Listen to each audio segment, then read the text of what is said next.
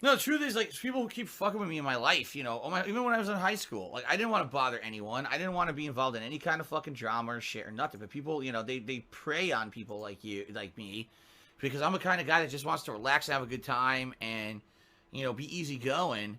And these fucks are like, oh, look, here's someone who we can push around now because he doesn't have a posse, you know, and these fucking assholes who they feel so wimpy and bad about themselves that they have to try to find people to push and around and bully. You know, and the truth of the matter is, I wasn't a small guy. I'm almost 6 feet tall, but it just so happens that these were kids who like were so fucked up. They probably have broken homes and shit, and then they come to school and they look for people to fucking pick on. It's like, that's just so screwed up. You know, I had a good home life, so I'm not coming to school to beat people up. You know, like, what the fuck? CM Fool says,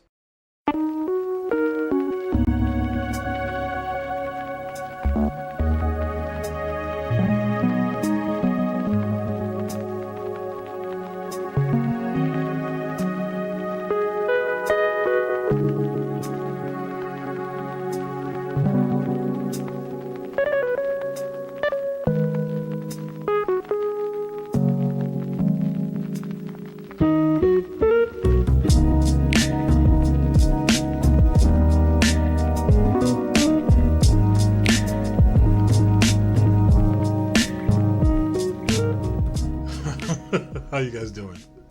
Sorry, I'm feeling it's been a pretty good day so far, or my morning's been good, I should say. Hopefully your afternoon, your morning, your evening is working out well as well.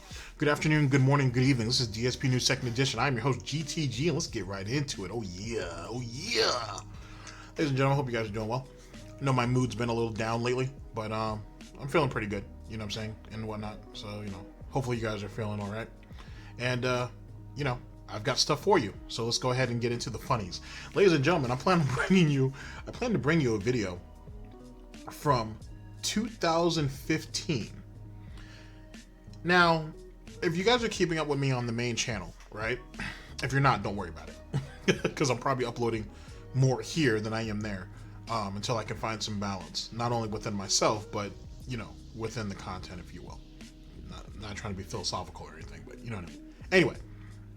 I had put out a broadcast where I am starting to doubt some of the lore that DSP puts out, which of course I doubt a lot of it. You guys know this, but mainly about contract negotiation. Now, if you guys don't know what I'm talking about, let me go ahead and give you guys a little bit of reference. I can do that. I'm cool with that.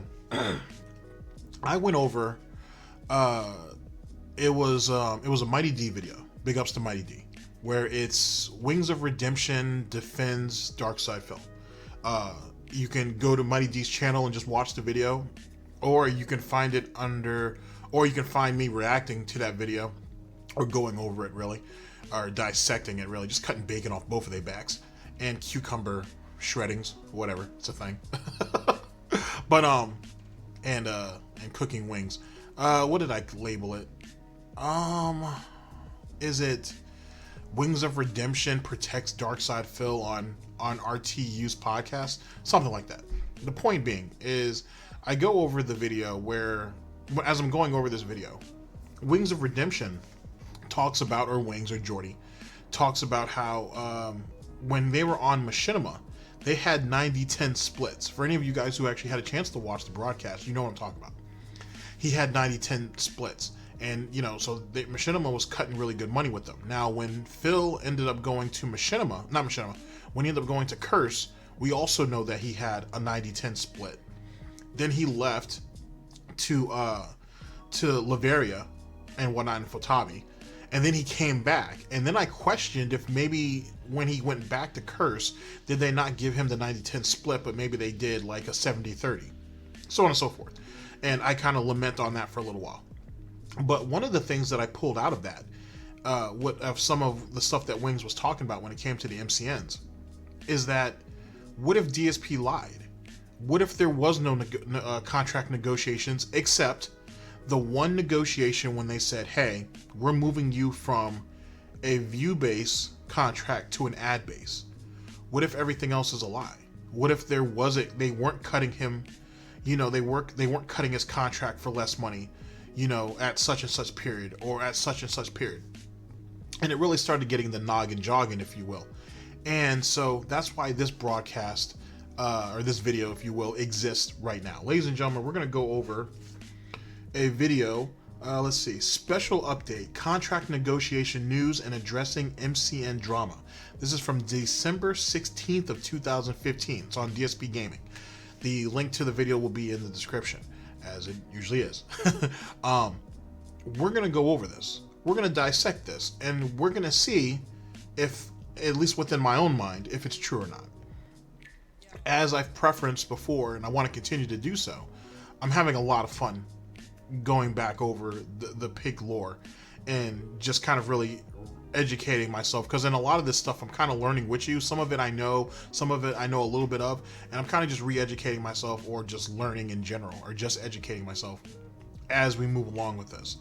And hopefully the time that I put here will make the broadcast on the main channel a much more concise video, and in turn the information that I put out there, that trickles down, or that branches out to other detractors, and that gives them a little bit more. But I realize that I have a lot of limitations, and a lot of it comes from the fact that there's just a lot I don't know. You know what I'm saying? And even though hypothetical Pignosis, which we play that game over here too, is fun, I need more information to back up my theories. Well, not exactly Theo theories. I should make a shirt out of that. and some of my claims. You know what I mean? So it makes us all better, if you will. And it has to start at the source. If Phil could have realized that early on, he may have been a better content creator. Maybe. Probably not. It's too late now either which way. Anyway, ladies and gentlemen, that's what the plan, that's what's on the menu, that's what we're getting ready to do. Let me go ahead and bring up the background. Let me go ahead and straighten everything up. Give me about a minute or so, and then we can get right into it. Ladies and gentlemen, this is DSP News 2nd edition. Let's go. Let's go. Go. Oh, that could have been a really good go gadget joke, I guess. I didn't watch enough of that though. I was out of my time, but still. I'll think about that. That could have been funny. Actually, can I find Go Gadget on YouTube? I bet you I can.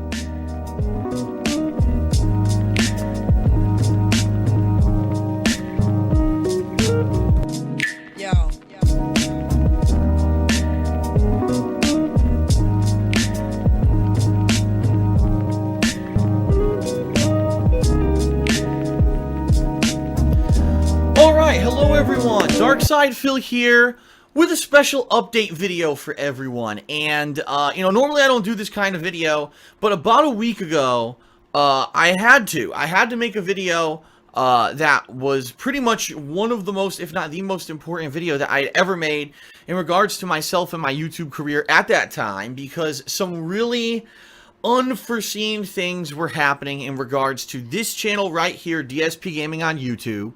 As well as some other stuff.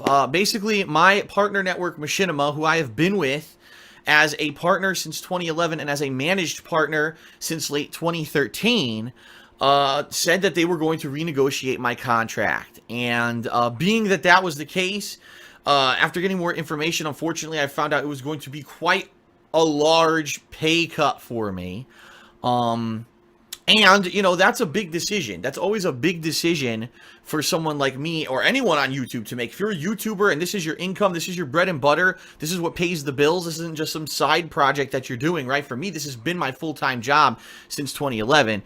It's a really tough decision to make, to decide whether or not you're going to accept something like that, or even to just accept the fact that you're going to have a decrease in pay, right? Now, for me, unfortunately, it was kind of really bad timing, because as many of you know who've watched my videos and everything that's been going on with me and my channels this year, I had a lot of malicious activities around myself, including false copyright strikes that forced my channel to fall out of the YouTube rankings and literally fall out of related videos and YouTube search for 2 months. And when now, keep in mind, he says to this day that all that malicious false copyright strikes has screwed up his channel permanently. But back in the day, though, he was saying that it screwed him in the algorithm for 2 months, which means, ladies and gentlemen, eventually it recovered, right? Eventually he was able to gain steam and get himself back into position. The problem is, though, is that the content was bad and it only continued to get worse. And the more and more people stopped watching, the more and more he got hurt.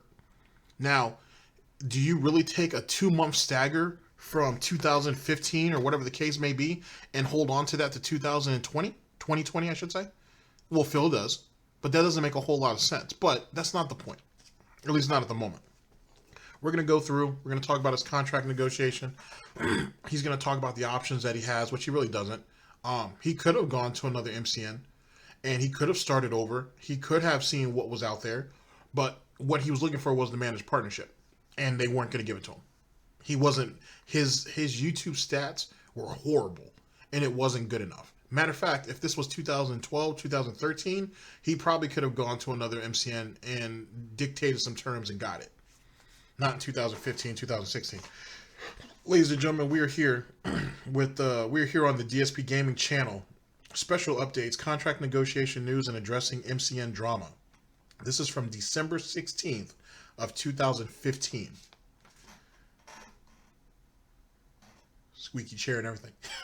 Here we go. That happened, my views plummeted because I wasn't getting those related views and things like that from YouTube search. It was just basically a core fan base of people coming back, which was great. It's my lifeblood, and it definitely allowed me to keep doing business, but I lost a lot of money just because of false copyright strikes, okay? So when I got this news a week ago, I was pretty disheartened, admittedly. I was pretty disheartened. I was shocked. I was like, man, this is coming out of nowhere.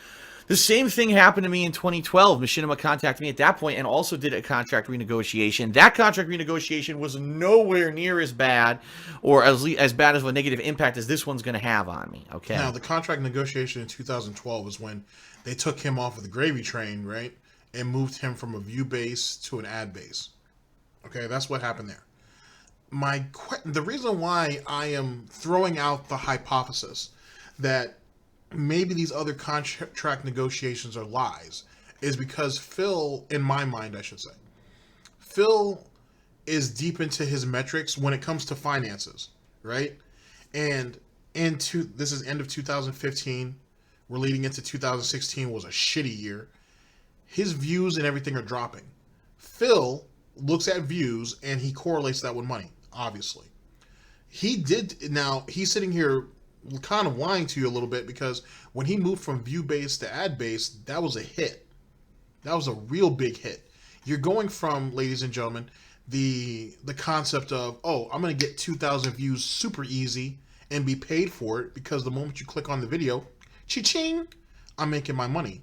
To now, people have to click on the video and hit an ad if they don't have ad block or something else enabled. So yeah, there's a big hit that came from that. Now, with that being said, excuse me, in the repercussions that came off of that leading into the end of 2015, which is where we're at now, I'm starting to surmise that in actuality, instead of it being a contract negotiation, it's Machinima reaching out to him and being like, hey, Phil, we need to sit down and we need to talk about what your situation is and how you can turn it around. Because Phil has tried a bunch of he's tried a bunch of things throughout his YouTube career, in air quotes. The same things that he calls other people shills and not honest and fluff content. He's done all those things. He tried to have his own little web series. That's Project 7.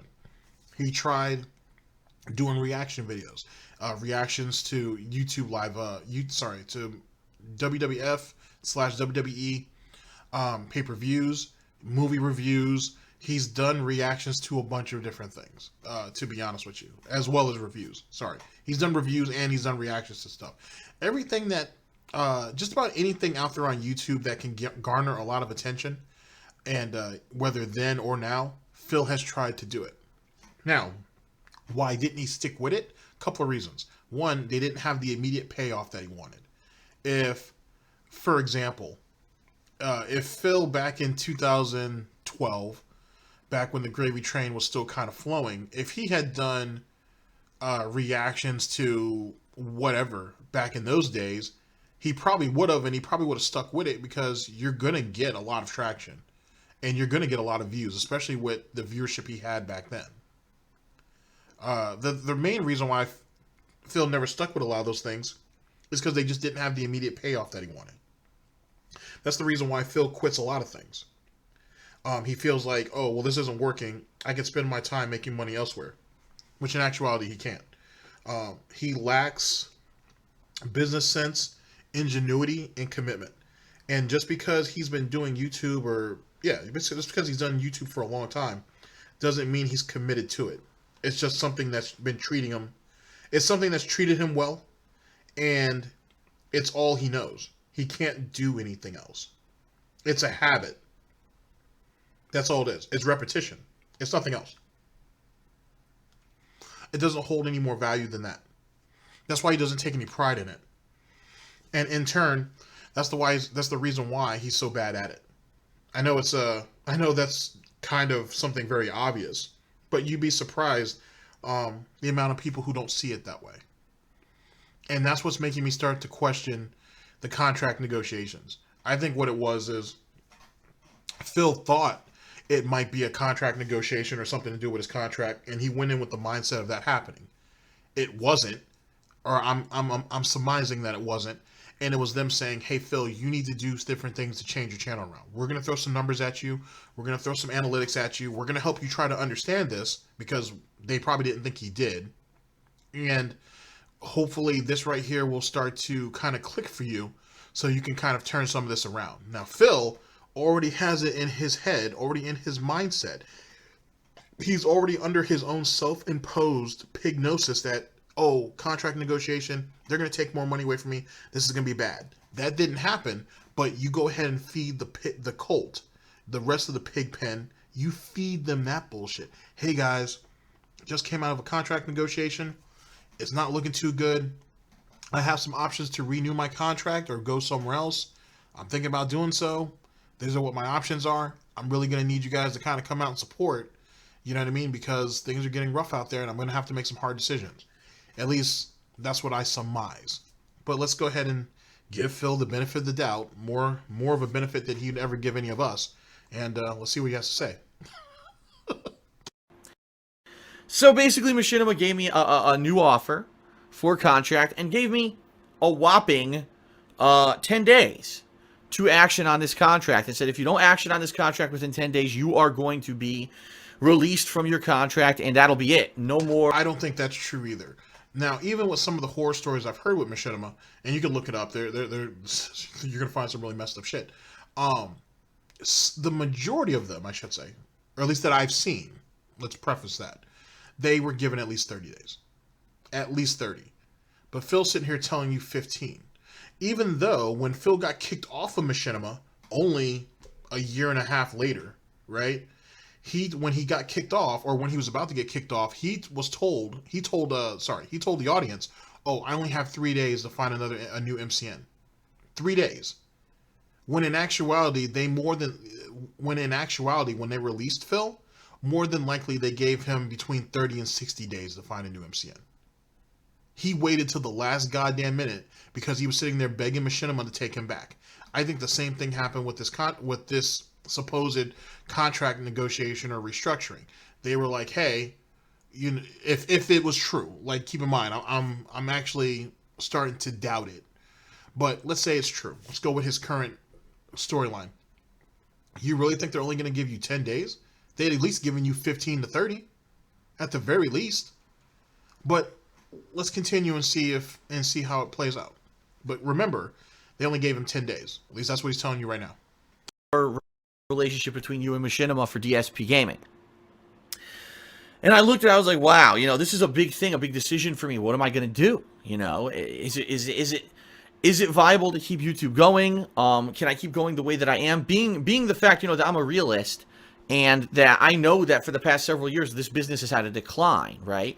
I'm one of the very few YouTubers out there who still just does raw gameplay throughs, right? Most other YouTubers have moved on to highly edited content, polished content, abridged things, best ofs, countdowns, and things like that. What other, there's very few YouTubers who will do from start to finish a video game without any kind of editing or anything like that, right?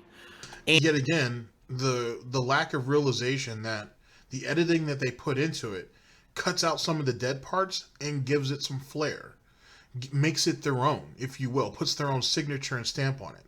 Phil didn't want to do any of those things. He wanted to just put out lazy bullshit. That's why his montages are garbage. Have you ever seen a DSP montage? It's not great. It's not great at all.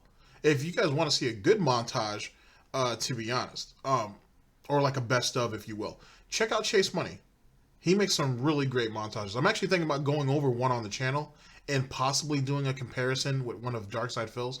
I feel like I don't want to torture you guys with that, but I might do it though, because the Chase Money aspect is going to be great. Phil's part's going to be garbage. And I know that.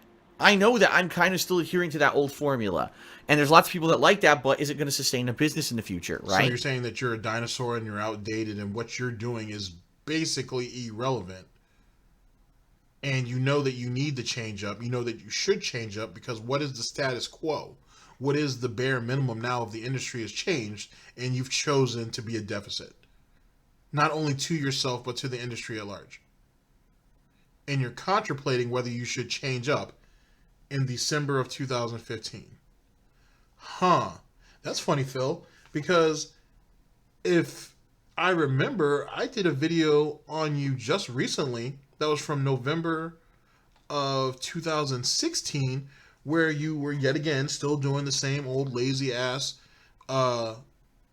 straight playthrough type content, and you said that it was starting to become a deficit to you then too, and you were considering on changing up. But you're such a unique fucking snowflake that, excuse me, you saw value in it, and by proxy, because you see value in it, you think other people saw value in it, and that's why you were going to keep doing it, despite the fact that you were telling people that they need to come out and support it if they hope to have you continue to do so, because they were your life's blood. There's a whole lot to unpack in that statement, but let's continue.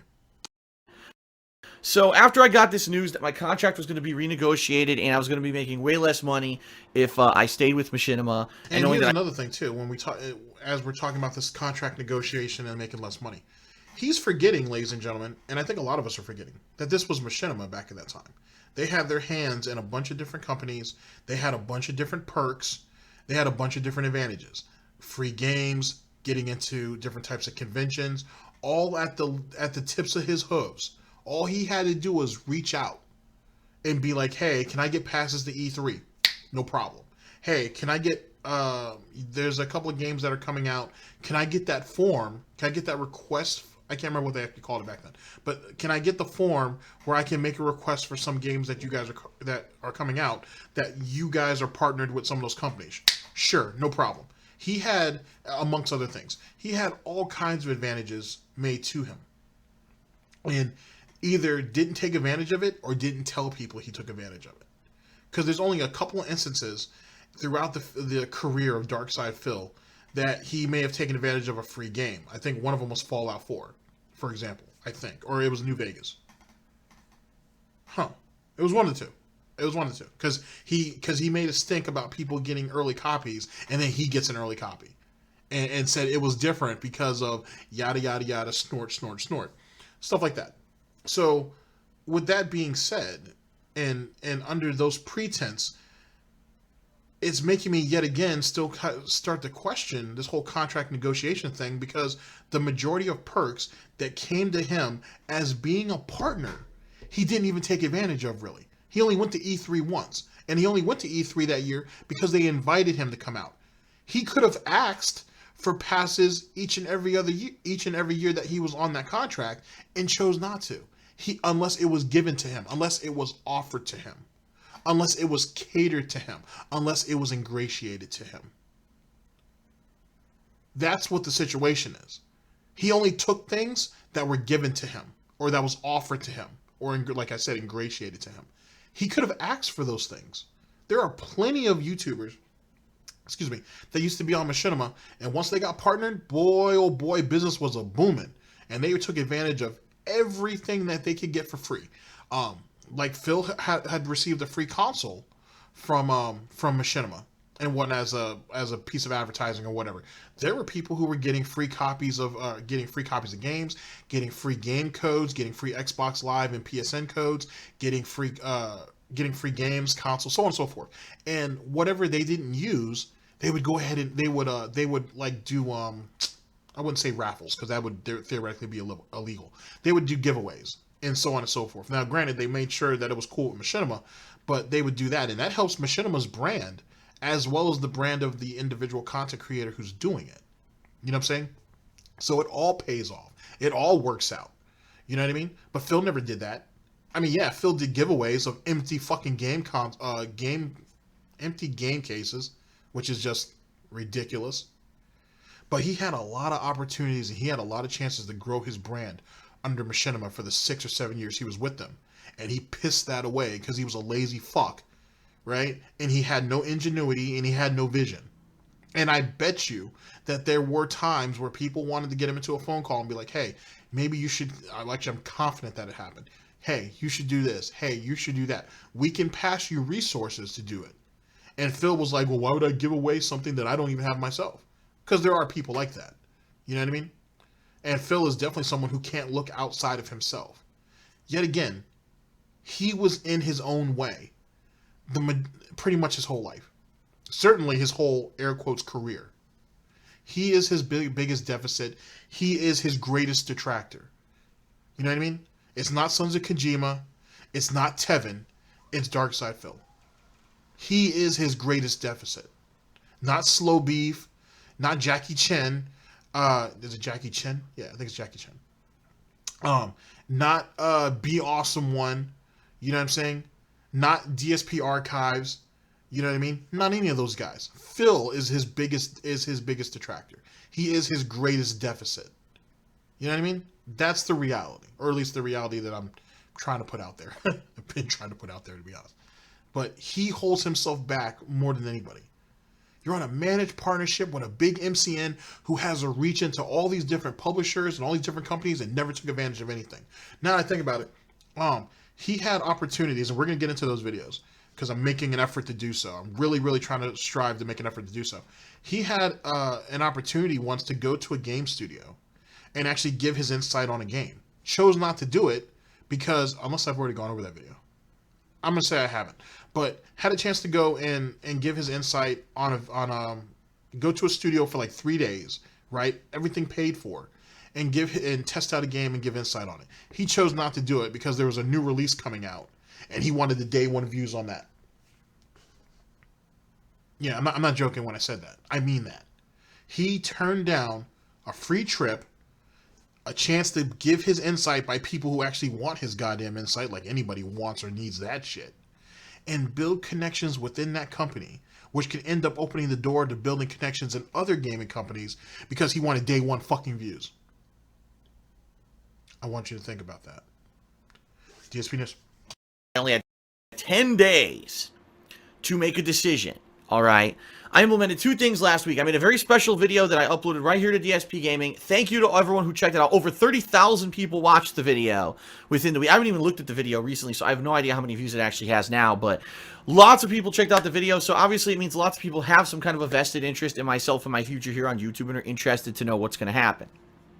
So, basically the things that were on the table for me that were uncertain. Number one, did I want to stay with Machinima or not? Because I could leave Machinima. I could go with another partnership network.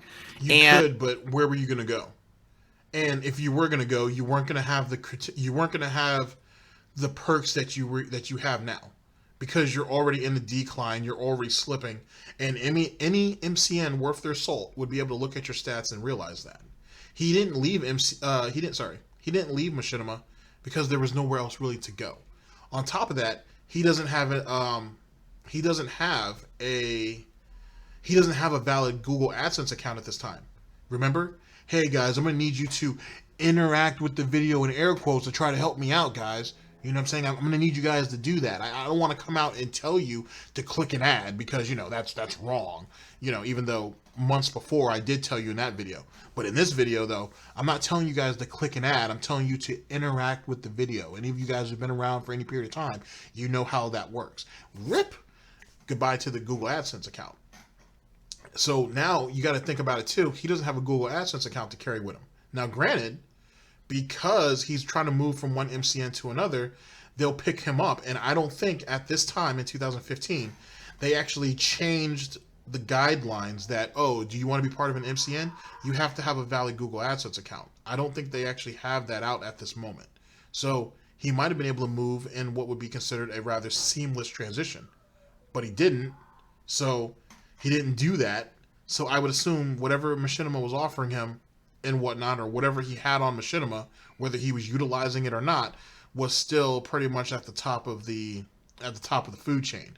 But yet again, it's still kind of stupid that you would be on an MCN that has all these advantages and has all these other individuals who are on there and they're getting all these perks and they're taking advantage of them and they're not using them. Kind of like how Phil was paying for that deluxe care package on the BMW when he was living in Connecticut, and yet never really used it, and certainly never got his oil changed. Why the hell would you be paying an extra $100+ a month for this special detailing, for this special care package, and not utilize it? Like, why the fuck would you pay for anything that you're not using? Yet again, it doesn't make any goddamn sense.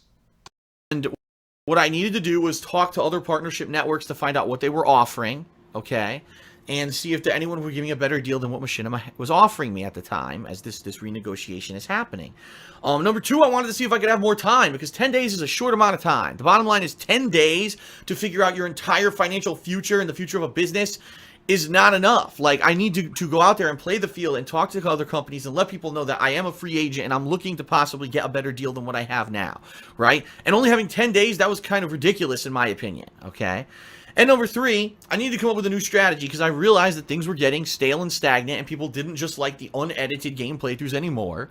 And I came up with a three-pronged, oh god, I'm saying it again, a three-pronged strategy for success. And all of this... Now, keep in mind, this was 2015. People have been telling him to move on from that shit, from the unedited fucking playthrough and the 10, 15, 20, between 20 and 30 video uploads on his channel each and every day. People have been asking him to stop that for years. Excuse me. For years. It wasn't like it just became unpopular overnight. For years, people asked him to stop doing that and transition over to something else. And he chose not to do it.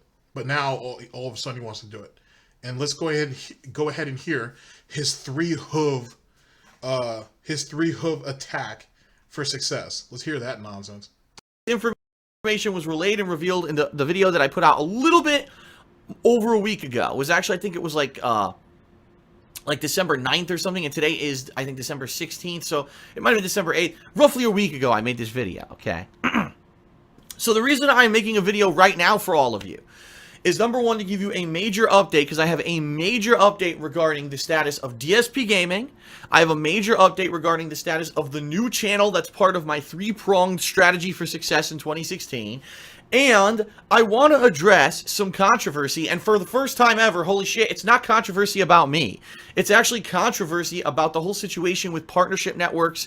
And there's this thing that just happened a day or two ago, and people are like messaging me about it. Phil, do you know about this? And I want to address it, because at this point, this thing happens every year or two, and people ask me, and I'm finally going to like publicly address it so everyone understands my position, okay? So first of all, let's talk about DSP Gaming, all right? What's going to happen with DSP Gaming, this channel right here on YouTube? As I said in my three-pronged strategy last week, this channel will remain your destination source for unedited gameplay footage and ongoing gameplay coverage of games. This is not going to be a channel that's going to change to do vlogging or to do edited content. It's just going to be the raw gameplay footage, pretty much like it always has been, all right? So, in 2016, this place really... This isn't a three-pronged strategy. This is him just moving. This is terrible. So, I guess KO Gaming is a thing at this point. So, the edited stuff goes on KO Gaming. The vlogs and the food reviews and everything stay on King of Hate Vlogs. And then DSP Gaming is where the same old tired content is going to continue to exist. Not much of a strategy, but all right. Isn't going to change that much. If anything, the only thing that'll change is that there's going to be a little bit less gameplay coverage. And what I mean by that is I'm going to focus only once a day, usually, on gameplay content. It's going to be around 4 hours of gameplay. Therefore, instead of the 4 to 5 hours that I'm putting out now, it's only going to be around 4 hours or so a day. All right? And I am going to try to pick and choose games more carefully so I don't get inundated with so much that I don't get around to playing the games in a timely manner. So, right before the Snort comes in, Dusty Snort. Anyway, so this guy right here is only working 4 hours a day. Well, sorry, he's only working on 4 hours a day worth of gaming content. So then you add another 2 hours of chopping all that up and turning them into videos for DSP Gaming, and that's it. So a 6-hour day, basically. And he has the nerve to call that a business? He has the nerve to say he was actually doing work under those pretense? I want you to think about that. I worked on that a little bit in 2015. I think I did a good job of it. Right now is like the worst time for me because I'm playing 4 games. Even though I tried to avoid it, it is what it is. In 2016, it's going to be even more refined than that, all right? But the problem was, this is the channel that Machinima was renegotiating for. So they were saying, you're going to make way less money on this channel, okay? Here's our new offer. You have 10 days to sign. Oh, and by the way, there's a clause in this contract that was not in a previous Machinima contract. I've read the other contracts, and they didn't have this clause. It's some kind of a new clause since the last time that I signed with Machinima. And what this clause stated was that I would basically be in a non-compete contract where I would not be able to have any other associations with other partnership networks. So that means if I made this new channel, as I'd stated in last week's video, where I did edited content and countdowns and reviews and all that stuff went on that channel, I wouldn't be able to have that with another company outside of Machinima.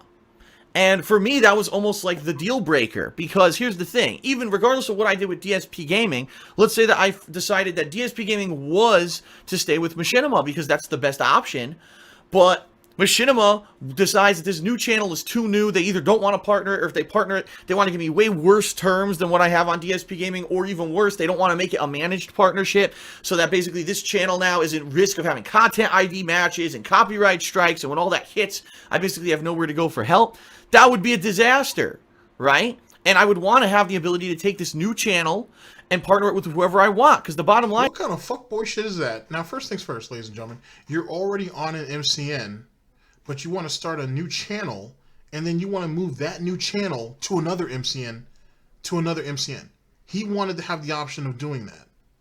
What? What MCN would allow you to do it? Secondly, every channel that at least the major channels that Darksydephil has had, which would have been the ones of importance. We're talking about post Darksydephil, at least the channel Darksydephil. So DSP Gaming, King of Hate Vlogs, DSP Street Fighter, and KO Gaming. Well, I'll cut KO Gaming out for right now because I'm about to jump on my point. DSP Gaming, King of Hate Vlogs, and DSP Street Fighter, all of them were managed partnerships. Each and every one of them. And they were all managed partnerships under Machinima. So why the hell would he think that, oh, if I start up KO Gaming, that wouldn't be put into a managed partnership either? Why would he think it wouldn't? Like, that doesn't make any sense. If they allow DSP Street Fighter to be a managed partnership, but they were just going to pay you way less money on that content, but it was still a managed partnership, why wouldn't they partner KO Gaming? What sense did that make? What I'm thinking is, now that I brought up DSP Street Fighter, I'm thinking that he thought they were going to end up doing him with DSP Street Fighter, with KO Gaming, the same way they did with DSP Street Fighter. So he's like, oh, let me put out the threat that, hey, I'm going to start this brand new channel for edited content and all this, that, and the third, and it's going to bring all the little kiddies in, but I want the option of being able to put that on a separate MCN. Well, why? No, Phil, you can't do that. What? Huh? Or he shopped that off to another MCN and was like, hey, I want to go ahead and start this new channel and put it on your guys' MCN. Oh, okay. Are you partnered with someone already? What? Are you partnered with someone already? Yeah. Well, you would have to, and you want to partner just this one channel? Yeah. No, we can't do that. No one would agree to do that. That's stupid. That'd be stupid as hell to do that. If that's the case, why doesn't PewDiePie make 4 channels and then partner with all the major MCNs? No, that's just, you know what I'm saying? Like, that's dumb. That's extremely unfucking realistic. I have been talking with companies for the past week, and there are companies that are telling me, Phil, we will partner DSP Gaming, we will partner your new channel, we'll make them both managed partnerships. All right. My bad. I actually jumped the gun because I don't think he actually said KO Gaming yet. He just said his new channel. And then eventually that got leaked, and he got upset about it because the name got leaked on that. Funny shit, but we'll talk about that when we get there. The only reason that I haven't jumped ship immediately from Machinima the second I heard that is because all these companies are offering me less than what Machinima has offered me in this renegotiated contract. Yeah, so even though Machinima is offering me way less than what I'm making now, these other companies are offering even less than that. So it's like, make even less money to be guarantee a managed partnership, but you're taking a risk because you're jumping to a totally new company that you don't really know that well, or stay with Machinima, get the money that they're offering you, but have an uncertainty regarding this new channel, all right? You're an idiot then, because in actuality, why not jump to another partnership, to another MCN, and to another managed partnership that might have a different business strategy for your channels moving forward with this new channel that he's hyping up as his flagship? You know what I mean? Why not try that? Okay, Phil, we're going to bring you into a managed partnership under our MCN, but we're going to pay you way less money. But you got this new channel. We're going to do whatever we can to help push that. And as long as you put the work in and be diligent, your other two channels, which are also, I would assume, under managed partnerships, might be revived a little bit. Might actually get a resurgence, if you will. And in another 6 months to a year, he could probably be making way more money than he was ever offered from anybody. But yet again, you got to put in the work in. He couldn't, yet again, this is what happens, ladies and gentlemen, when certain people can't see the big picture. All he cares about is the money. But he's not looking at long-term money. He's looking at short-term money. And he's hoping that KO Gaming will just bring even more money to the little bit of money that he already has. And the last time I checked, ladies and gentlemen, big bank take little bank. Period. And since he's so short-sighted, and he's so blind, hence the reason why he looks the way he does now, on screen, I mean, he decided to go ahead and stay safe. And ladies and gentlemen, you can't go through life without taking some risks. It's just, life isn't worth living. And sometimes you need to. So if he really is going through a contract negotiation, they're already cutting you off at the knees. So why not branch out and try something else? Build your brand on another MCN, and then when contract negotiations open up again, you can go back to Machinima and be like, hey, Machinima, I've been gone for like a year or two, and look at how my channels are doing. You know what I mean? Look at all the, and if you look at all the knowledge and everything that he gained, all the experience that he gained, hey, I'm a much better content creator than I was a year or two ago. I'd like to have a managed partnership, and I'd like to dictate some terms. Or I have some terms, I should say, that I want to be considered. That's how business works. Oh well. So all this was kind of going through my head this past week. So in regards to all of that, here's the big update, all right? I talked with Machinima this past week. I explained the situation to them. I let them know that, number one, I don't think 10 days to figure all this out is enough, and I think it's really, quite honestly, kind of unprofessional to force someone like me, where my business, my entire livelihood is based off of YouTube, to make a decision, a knee-jerk decision in 10 days. So I asked for more time. I said, can I please have more time, because there's no way that I can decide in 10 days. I can't give you a legitimate answer. So you're basically, what you're telling me is you're forcing me out of Machinima if this is going to stand, okay? So that was number one. Number two, I said, what about my new channel when I make it? Because this has to be part of my business strategy for 2016. It just has to be. It seems like I've gotten overwhelming feedback from everyone from the video that I put out last week saying, yes, this is a great strategy. Vlogging here, raw gameplay here, edited content here seems like success, right? And tons of people have already said, Phil, we don't have time to watch all of your edited or your unedited gameplay content, but we would love a channel where it's all edited and it's only a few videos a week. We would subscribe to that in a heartbeat and watch all the videos there. So seems to me like the whole idea is going to work out, okay? Except for he couldn't keep up with the pace of it, and it wasn't bringing in the monstrous, white-hot popular views that he was hoping, and he ends up abandoning it. Abandoning it, I should say. So I explained this to Machinima. I said, how can I re-sign with you when you're putting me in a not-compete clause and you're not committing to saying that my new channel will be a managed partnership, right? We need to work this out for me to re-sign. So I went back. Putting you into a non-compete clause kind of makes sense from the MCN standpoint. It doesn't make sense to have one of their people, no matter how irrelevant he is, playing off of two MCNs at one time. Let me give you an example. Let's say, for example, that let's say, for example, myself, James the Lesser, and Ghostly Winds become a trifecta, yeah? Okay? And let's say we sign for an MCN. Doesn't matter which one. Let's say all three of us, I should say, sign up to three separate MCNs. It doesn't matter who signs up to where, but we're all on three separate MCNs. But then we have a podcast that all three of us do, yeah? And that's signed on to a fourth MCN.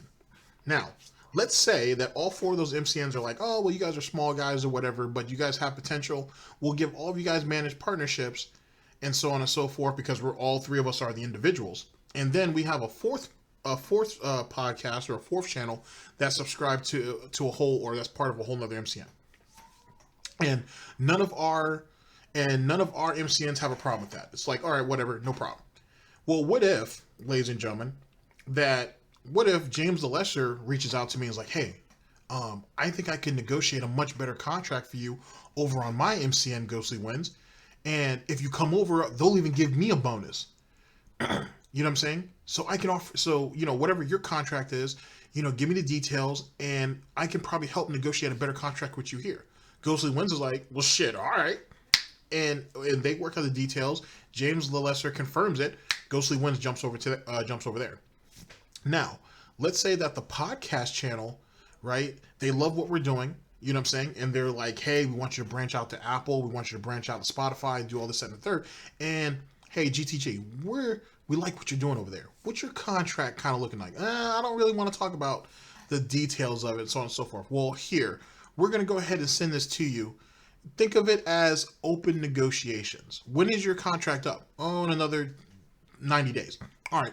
Well, here's a contract that's negotiable with us between now and those 90 days, and then we can talk officially. Let's just give you an idea of what we have on the table for you. And I look at that and I'm thinking, well, damn, that's actually pretty good. Actually, that's really fucking good. And so I sit on that for the 90 days, and then when it's time to open up negotiations with my own MCN, for example, and they're like, okay, well, this is what we're offering, and I'm thinking, well, it's all right, but this one right here has way more perks. And these guys right here can guarantee me some stuff that you guys can't, that could help me grow moving forward. I think I'm going to choose to go with the podcast MCN instead of staying with you guys. So now I go there. So then, so you're already seeing kind of torrent interference, so to speak. So now instead of there being 4 MCNs, now there's only 2. You see what I'm saying? And then it doesn't matter whether it's the MCN that James the Lesser and Ghostly Winds are on, or the MCN that I'm on with our actual podcast. Whoever offers us the better deal, more often than not, they might actually consider migrating to there. You know what I mean? Eventually. It doesn't have to be right away, but eventually. You see why it's a problem? You know what I'm saying? And you see why if a company's going to offer you a managed partnership, they're going to have a non-compete clause? It kind of only makes sense. If you're going to sign with us and we're going to give you a managed partnership, which is us essentially saying we're in bed with you and we're going to protect you on everything moving forward, why the fuck would they want you to build a brand new channel and stray off to somebody else? So, just throwing that out there. Back and forth with Machinima a lot this week, all right? And admittedly, I was worried because it's a lot to ask of a partnership company. And let's face it, I'm certainly not the biggest Machinima partner. Are you fucking kidding me? No way. They've got way bigger partners than me now. I'm kind of, if anything, if you look in the range of YouTube success for gamers, maybe middle range, if that. You know what I mean? There's a lot of people bigger than me, but there's tons of people smaller than me, so I'm kind of middle range. So I don't really have a lot of clout when it comes to negotiating with Machinima, okay? So I didn't know if they were going to go for anything. To my surprise, all right, Machinima was incredibly understanding. They worked with me through my issues, and here's what they offered me. I cannot tell you specifics, but they basically... Now, keep in mind, this idiot has been with Machinima for like 4 or 5 years at this point. So why wouldn't he think that they would be willing to work with him a little bit? Have now put me into a contract here on DSP Gaming. That, unlike the other contract, which was going to be for a year-long, locked in at this lower rate of pay that I was going to get for everything here on DSP Gaming, they went out of their way and said, since you're in a unique position right? It's make or break for you. We're going to give you a limited time. Like, we don't offer this to everyone. A 2-month contract, all right? The contract will start as of December 1st, ends at the end of January. So what you basically have is a 2-month trial period where you're going to have your DSP gaming channel under this new agreement with us, and you're going to see how much money you're actually going to make month to month now with the new agreement. During that period of time, you are free to go out and talk to any other company and see what other companies will offer you. And if anyone could do better than us, go right ahead. You know, we can't stop. There's a few MCNs that do that. Matter of fact, I remember, I don't remember if it was Chris Smooth or I don't remember if it was Chris Smooth or that one Nintendo channel I used to watch. But their MCN, who wasn't Machinima, offered them a similar trial deal too. And it wasn't because they were in a unique position. It's because they knew what to ask for. So yet again, what is he talking about? Yeah. But we're willing to do a limited time 2-month contract so that way you can sign it now, at least have income for 2 months, right? Not get locked into a long-term contract for a year and get stuck with us if you don't like what we're offering you. But I thought you said that they only gave you 10 days to make a decision. Now you're saying they're going to give you a trial period of 2 months? Okay. That was crazy. Like, when they told me that, I was like, that's crazy. I never thought they were going to offer me that. I literally thought they were going to say, sign now for a year or too bad, hit the road, Jack. And they didn't. They went out of their... Which goes to show exactly how inept, from a business standpoint, Phil Burnell is. You've been on that MCN for all them years, right? He supposedly knows everything about contracts and everything, and he understands how MCNs work, and didn't know that he has certain rights that are innately offered to him. That will not even offered to him. Rights that innately belong to him because of how his status is in the company, right? As a managed partnership, and he thinks what he's asking for is a big deal when in actuality they probably offer that to all of their managed partnerships. Yikes. Way and negotiated a much smaller contract for me so that I have a little bit of leeway in the month of January to see how do things go with DSP Gaming, how do things go with the new channel, how do things go with the more active vlogging, and kind of make a decision for myself. So number one, that was huge. And even though this new contract is going to mean less money for me, I decided that at least for the 2-month trial run, this is the way to go. I mean, if it doesn't work out at the end of January, here's the thing. Here's the other thing that they said. Normally, if you're in a contract with Machinima, all right, you have to cancel that contract or notify them you want to be out of that contract within 60 days of the end of the contract. So, for example, right now, today, I sign a 1-year contract with Machinima. I would have to tell them 2 months before the end of the year, so that's what, sometime in October, that I want to end my contract with them so that we can end it by the end of 2016, I guess it would be, right? They gave me now amended terms 3 days. So if 3 days before the end of January I've decided this whole experiment didn't work out and I want to say goodbye to Machinima, I can say goodbye. So pretty good, right? I mean, they're basically giving me control of my destiny, and that's what I want. And that's they weren't giving him shit. He already had all those rights. His dumb ass just didn't know he had them. So this idiot, I want you guys to think about this. This guy right here probably got played for years because he was an ignorant bastard and he didn't know what type of rights he actually had. And that's what happens, ladies and gentlemen. And it's not just Phil. There was a lot of horror stories of people who were on MCNs for long periods of time and didn't know they had certain rights, they had certain exclusivities and things like that in their contracts because either A, they didn't read them, or B, they didn't understand what they were reading, which is okay. That's why you get a lawyer, by the way. Or C, they just didn't care and they only saw the money. So Phil isn't unique to that. But Phil right here is on his knees sucking off Machinima when in actuality all those things were just probably innated rights to him either which way. He already had them. No one took it away from him and no one offered it to him. He already had them. Wow, man, that's crazy. Ultimately, what I was worried about is the controls being taken away from me and given to a company, to Machinima, basically. And they understood and they completely changed the contract for me and said, here you go. And I was like, holy shit, man. Like, if that doesn't show you that a company has appreciated my loyalty to them over the past 4+ years. I mean, that's awesome that they went out of their way. All right. So the good news is, in regards to DSP Gaming, I'm on a trial basis now with this new contract. Nothing's going to change. I'm still in a managed partnership. Still have all the protections I used to have. I still have all You still don't even know the full. I think honestly, he doesn't even know the full extensions of his the full extent of his protections when it comes to his managed partnership. There's so many things that he didn't utilize that I question if he even knows what actual protections that he had, to be honest. I think he's a lot like a Monday Matt. People are going to have a hard time flagging my videos. They're going to have an even harder time taking stuff down. And if I have a problem with something, you guys will fix it. That's it. I think that's the full extent of it. I don't think he really knew what the actual nook and crannies of his contract was and privileges that were really given to him through his managed partnership. I honestly think he has not a fucking clue. Help that I need from them if anything goes wrong. Everything's still there in place. And the only difference is I'm going to be making less money. But that was going to happen no matter what. And like I said, out of all the offers that I've received over the past week, because I've gotten 3 different partnership companies who contacted me, everyone offered me less than what Machinima was offering in this new contract. So I was like, okay. They gave you room to grow, though. That's the thing. They gave you a whole new platform, a whole new way of doing business, right?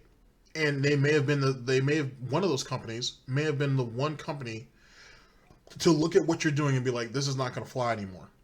This is what we have. This is the programs that we want you, that we can put you in. This is how we want to try to better your channel, because the way you're doing it's not working. And as you guys know, Phil Burnell is one of these individuals who, what I want. No, shut the fuck up. Now, we're going to do what's best for you and best for your, air quotes, business. And you're going to need to listen. And I don't think Phil Burnell was willing to do that. I really don't. And I think basically what Machinima was enabling him to just be a lazy piece of shit. And they're going to take their money off the top either which way. So if he flounders, he flounders. It is what it is. The less money thing, I'm still questioning that. You know what I'm saying? I'm still questioning it. Now, granted, I can understand them not giving him premium ads because he's not bringing in the viewership to take advantage of it. I can understand that. But for them to say, hey, Phil, we pay you such and such each and every month, we're going to have to drop that, I don't think that works. Because yet again, he needs a lot of engagement to make his money. It's not like he's salary, ladies and gentlemen. It's not like he's salary. I'm going to have to talk to G Money about this more, and he'll give some better insight on it. But yeah, someone's telling me that this ain't right. Something seems off about it. Clarity sniff. So let's do it, and let's see what happens. So the good news is, for right now, DSP Gaming's good till the end of January. The only thing he really cares about is just getting KO Gaming, which his new channel, which eventually became KO Gaming. That's the only thing he really cares about in all this. Getting it under a managed partnership. It seems like that's the only thing he wanted. He didn't have any demands. He didn't have, hey guys, I really want to start going to more conventions. I want to try to get my reach out there, and I want to reach out to a lot of these companies. Can you put me on the list from now on for these different events or whatnot? Or at least consider me for these different events and just notify me, like 90 days out. Hey, we have tickets for you for such and such. Can you make it out there? So on and so forth. These are things that he can ask for because other people did it. They had lists for example, under full sale. Not full sale. Full screen? It might be full screen. Yeah. Full sale is a college that my cousin goes to. Oh, I'm sorry. So full screen. Like full screen used to be able to do that. I'm pretty sure Maker did that too. I'm pretty sure there was a bunch of MCNs who did that. You know what I mean? Who are like, hey, I'm really enjoying going out to conventions. I'm really, I want to go out there. I want to film. I want to do all these things. Can you guys get me passes? Sure. We'll just put you on a list and we'll reach out to you X amount of time before the convention actually happens to make sure you still want to go. Easy peasy. Hey, I'm talking about Phil now. Hey, can you put me on a list of consideration for upcoming titles and whatnot, and just send me a list of what you guys are going to have available? Sure, no problem. He's not doing any of that. He's not doing any of that at all. He's missing out on so much because he's too fucking lazy to learn the business, because he looks at the MCN as they protect his shitty content and they pay him. And that's it. He's not paying attention, nor is he actively trying to go out there and utilize the perks that come with all of these things. And he's only hurting himself. January, I'll evaluate how everything went, and then we'll go from there, okay? Now, the other big piece of data here is the new channel, which I still don't have a name for it yet. I have some ideas, but this new channel, this channel is going to be created solely for edited content. Game reviews, so the Hateful Truth game reviews are going to move over there. Countdowns, special series, all that kind of... Gaming, by the way, is the channel he's talking about. And if this guy is really only working 4 to, let's say, 6 hours a day, he had all the time in the world to do edited content. But because it didn't pay off as quickly as he thought it would, because it wasn't the short-term resurgence that he thought it was going to be, because it wasn't the next DSP Gaming, which is what it seems like he was hoping for, it crashed and burned. But he let it crash and burn, though. You got to be diligent with stuff. You got to work on it. You got to put the effort into it. He didn't want to do that. He wanted, here's my stuff. Here's my edited content you guys want. Eat it up. And they didn't. He got 30 or 40,000 views, if that. And after probably a couple months, he was like, nah, this ain't worth it. Even though he had a couple of hateful reviews that did catch a lot of traction. But I don't think the edited content really caught on. So he didn't see a need for it. All the edited style content, best of, worst of. I'm probably gonna have the best of the week, worst of the week, stuff like that every week. All that is gonna be on the new channel, and that channel is only gonna have a few new videos a week, maybe 2-3 videos tops a week, and that way, no overload. You can subscribe to the channel and not get 5,000 fucking videos in your inbox, right? Good stuff. And for those who don't have the time to watch all the gameplay videos here on DSP Gaming, that's your place to go. Okay. What about that channel? Well, I talked to Machinima about that, and I said, you know, I'm very wary of signing or re-signing anything with you because you got this non-compete clause in your contract saying, what if I re-signed DSP Gaming, but we can't come to terms on this new channel? You know, what am I going to do? Because it's critical. It's part of my new success for 2016. I'm going to have to use this new channel. Not only, get this, Machinima first of all comes back and says, yes, we have the non-compete clause in the contract. But being that you're such a long-standing, you know, partner, the fact that your main channel is staying with us, we would never enforce it. Like, we would never come after you legally. And I have this in writing, by the way. It wasn't like they made... Wait. These people told you that because of your loyalty to them, yes, we have a non-compete. He just said that. Yes, we have a non-compete clause. But we're not going to enforce it because you've been loyal to us for such and such amount of time. What sense does that make? Let's say, hypothetical Pignosis. Let's say that channel, which eventually became KO Gaming, went on to have 2 million subs. And let's say it brought in 250 to 500 million views a month on another MCN. Machinima would be pissed. Machinima would be fucking heated. And Machinima's going to be like, yeah, you need to go ahead and... He's actually part of our MCN. And now we're going to go ahead and air quotes, reinforce our clause to bring him back on to our MCN. And they could probably do it. I mean, granted, there's going to be a whole lot of legal jargon to go on in that shit. That shit definitely might go to court. But that is a thing. And this idiot really thinks that they wouldn't... What? Then why wouldn't they just amend it from their contract then? If it's a policy that they have, which is in all of their contracts, oh yeah, we're going to just leave it in there, but we're never going to actually act upon it, then why wouldn't they amend it from its contract then? That's like the situation with Tfue and FaZe, right? There were certain things in that contract that FaZe says, yes, that's part of our policy. Yes, that's in our contracts. But, you know, and Tfue's like, well, they said they would never enforce it. But it's in their contracts. It's part of their policy. Why didn't they just amend it then? If they were going to make you a special case, why wouldn't they just amend it from your contract? Shit up. They may have it in writing, so legally it stands. We would never come after you. Why would we try to sue you because you have a secondary channel that we couldn't even, you know, come to your terms for partnership with the channel? And you don't have to come with your terms. You need them, not they don't need you. There's a difference. He makes it sound like he is the draw, and he's not. Why would they, if they chose not to come to terms and they're like, hey, we'll give you a trial period with this channel to see how it goes, but we're not going to just give you a managed partnership out of the gate, which if I remember correctly, they ended up doing anyway. But if they chose not to, I don't blame them. There's no point in risking that on a channel that's not going to go nowhere, or that might be a deficit and bring down the rest of his brand. It makes sense not to do so. If, you know what I'm saying, that's the way I look at it. There's no reason to do so, as far as I'm concerned.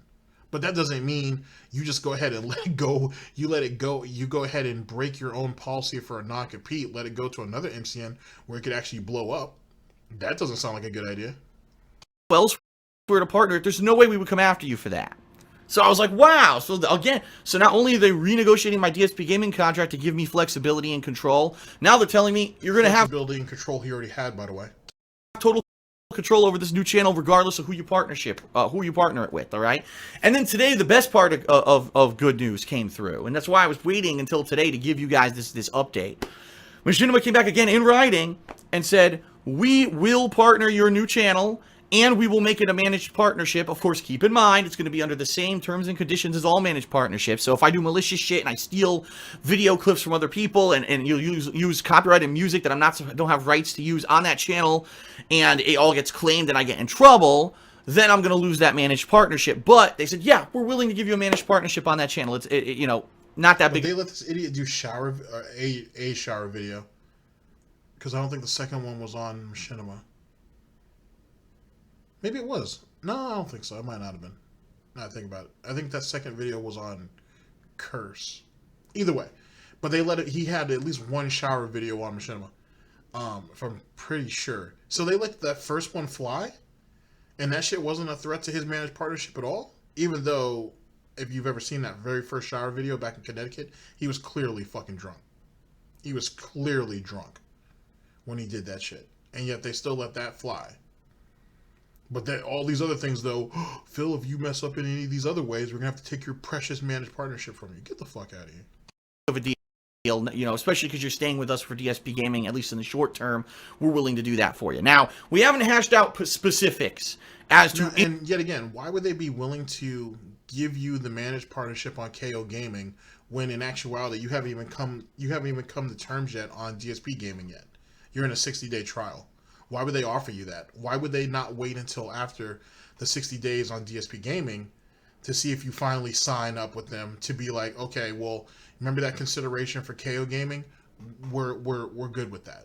They just keep open dialogue with KO Gaming over those 60 days to keep them on the lure, if you know what I mean. Not just go radio silent on them. I don't know. Income and all that. I'm gotta believe that they're gonna give me a contract that at least is close to what's on DSP Gaming. If not, it'll be similar to what's over on the King of Hate Vlogs, my vlogging channel. In which case, either one is fine with me. Either, you know, why would they do that though? Yet again, you have an untested, unproven, and essentially brand new channel, and yet you want it to have the same terms and conditions of channels that have already existed for multiple years. Oh, but this is coming from the same unrealistic motherfucker who, when he took up a position at the helicopter company that his father worked for, his father was the one who got him the job there, to be honest. He wanted to make the same amount of money his father was making in a position that he was only working in temporarily. And probably didn't even have all the responsibilities that his father had in that same position. That's if he was even in that position. Now, I think about it, he may have only been doing some of the work of that position. But he wanted to be paid six figures like his father was, though. Even though he more than likely was doing less than half the work. So now that kind of does make a little bit of sense on why he would expect that. As long as it's close to what I'm making on either of those channels, it's not that big of a deal. It's not, for me, quite honestly, this new channel, whatever it ends up being called, is not about the money. It's about getting new interest, getting new people over to watch my stuff, because the bottom line is the more people who watch my stuff on any... If it wasn't about the money, then why was a managed partnership so important? Shut the fuck up. Stupid son of a bitch. Channel, it's going to overall affect me positively. So if I can get a whole new viewer base over there on this new channel watching the edited stuff, that's going to naturally trickle to the vlogs and trickle to the raw gameplay. You know what I mean? It's all going to work out. So, first off, yet again, it is about the money, because you draw everybody over to the edited content, which is what people have been demanding for years. They enjoy that. They love it. They support all of it. And then that right there that also brings in new people who weren't DSP fans or Darksydephil fans to that channel. And then he expects there to be pollination to the other channels as well, which are all also under managed partnerships and monetized. And it's money all around. Yes, this is all about money. Because if he was making good money the way he was, then he wouldn't need to start a third channel. And he wouldn't be fighting to get that channel with a managed partnership. Of course, this whole damn thing is about money. Just to recap, not only did Machinima give me really awesome terms as it comes to a short-term contract for DSP Gaming so that I have full control over my destiny of DSP Gaming and everything else, they then said they would not enforce a non-compete clause for this new channel. And then they said, yes, they're going to make this new channel a managed partnership. We haven't come to terms yet exactly of what the money will be. I don't really care that much, to be honest. But basically, they're giving me everything I want. Literally, Machinima was like, we're giving you everything. It took about a week for us to go back and forth to hash it out, but they're giving me everything I want. So, thumbs up. So here's the bottom line. Here's where we are right now. Right now, DSP Gaming... That right there tells me that he used that non-compete only as a threat. That's really what it came down to. Because the majority of the stuff that he's talking about right now, ladies and gentlemen, he already had it. He didn't know it, but he already had it. And because he's an ignorant bastard, he chose to use the non-compete to get leverage. And what did they do? They were all smart businessmen and women, so they were like, why would he leverage a non-compete for rights that he already has? Oh, well, maybe he doesn't know he has them. Okay, give him what he wants. Just tell him that we'll give him everything he wants so he makes it feel like he's winning. And we don't lose anything. And that's what they did. Like, everything he asked for, except for the whole managed partnership for KO Gaming, I should say, he was going to get either which way. And why the fuck would he even try risking taking a brand new channel with no content on it to another MCN, and there's no content on it? There's no track record of what it can do and what it can't do. Why would he think that another company would give him not only a managed partnership, but also give him the same type of money that he's making on Machinima? Like, this has to be a joke. This has to be a goddamn joke. It's good. Right now, I'm in the process of creating this new YouTube channel. I'm trying to brainstorm what the name of this new channel will be.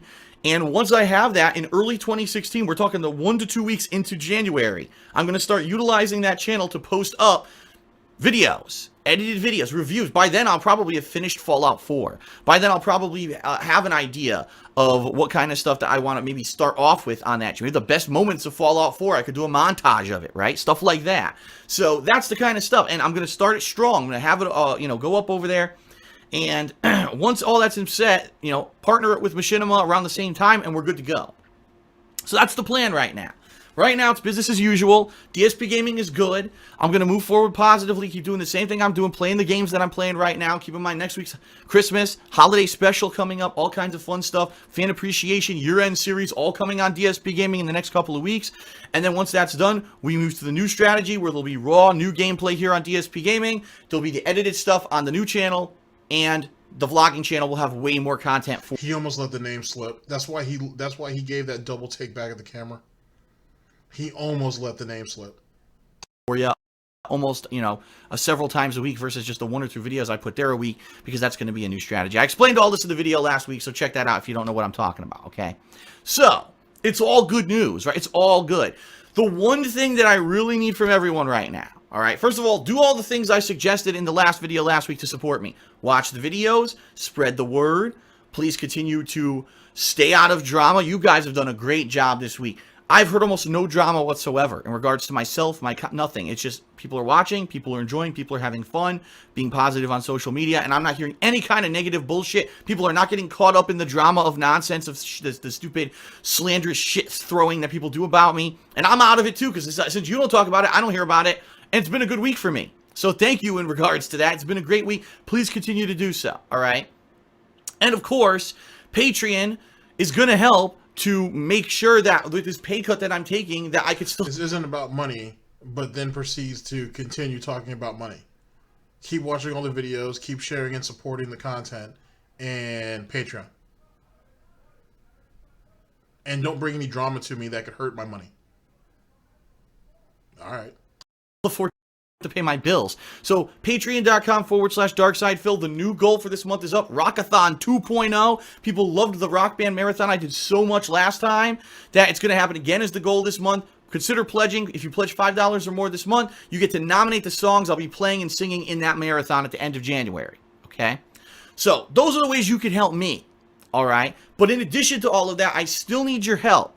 I need, really, at this point, concrete and good suggestions for this new channel, because I really need a good name, a catchy name that has nothing, and I'm going to say this again because people didn't seem to understand when I said it last week. This channel could have nothing to do in the title with DSP, Darksydephil, like King of Hate, none of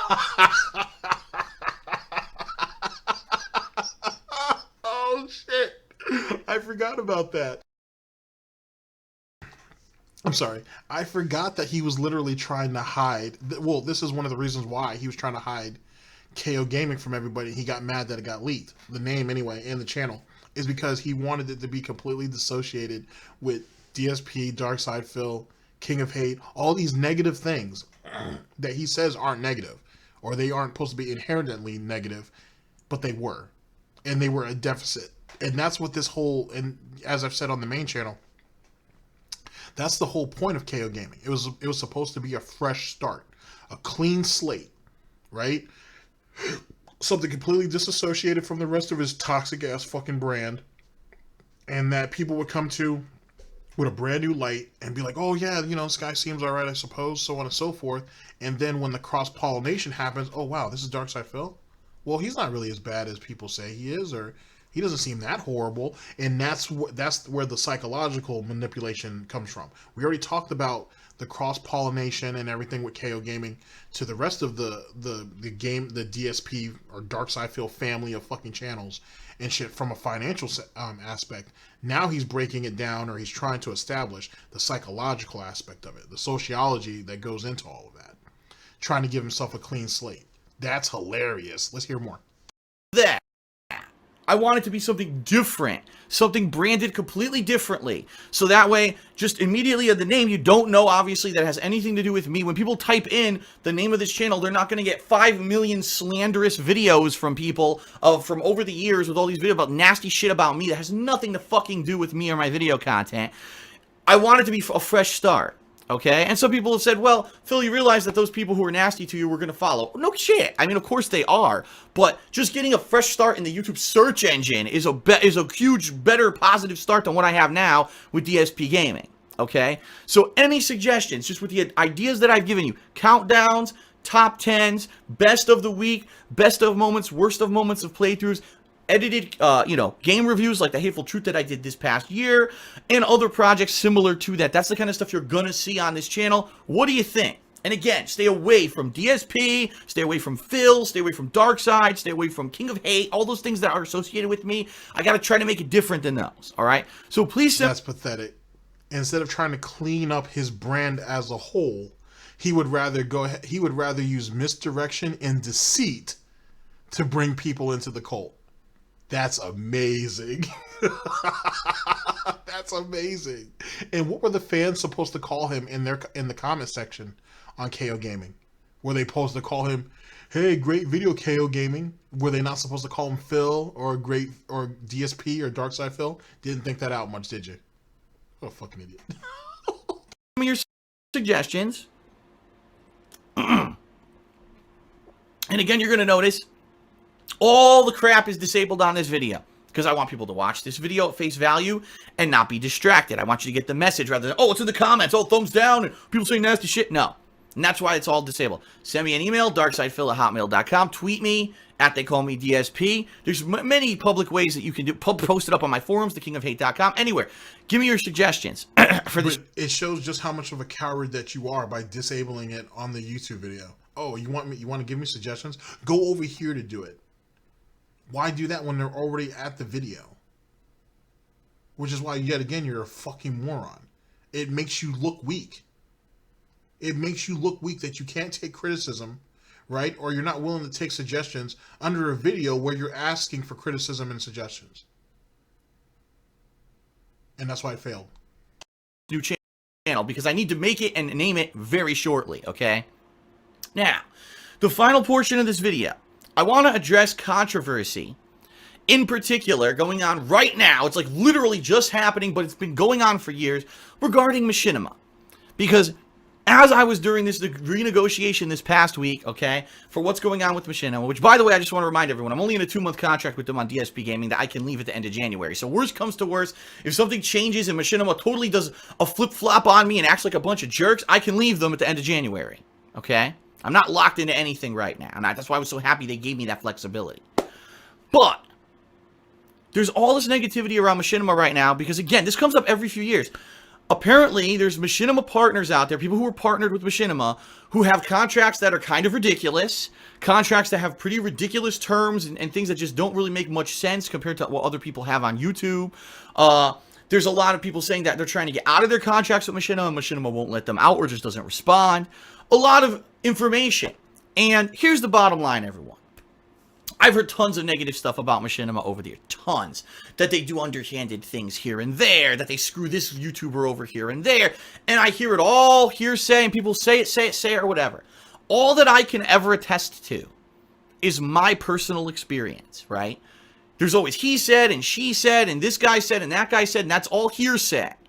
That's all part of the big cloud of drama nastiness that YouTube loves to proliferate rather than actually focus on personal experiences that are positive. Because the bottom line is this, for every million people that have a positive experience with something, there'll be the one guy who has a bad experience and that guy will scream the loudest and that's the guy that gets the attention because of drama. Yet again, so a lack of self-awareness here. Human interest in drama and attention and negativity. They love it. They follow it. Why do you think we have reality TV shows? Why do you think TMZ is so popular? Because people fucking love their drama.